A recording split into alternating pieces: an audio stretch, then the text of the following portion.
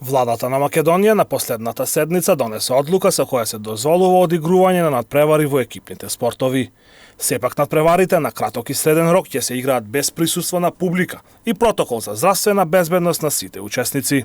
Со ваквата одлука престанува да важи одлуката од 12 март, кога беше забрането одигрување на спортски надпревари и беа прекинати сите првенства.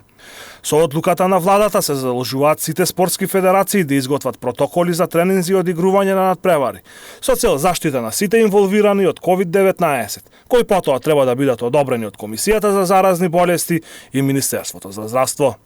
За очекување е прво да започне фудбалското првенство, чиј старт е закажан за 9 август, и токму поради тоа ФФМ прво го подготви протоколот кој доби зелено светло за спроведување од надлежните. Протоколот веднаш е испратен до сите клубови, кои треба да се прилагодат кон мерките кои се предвидени.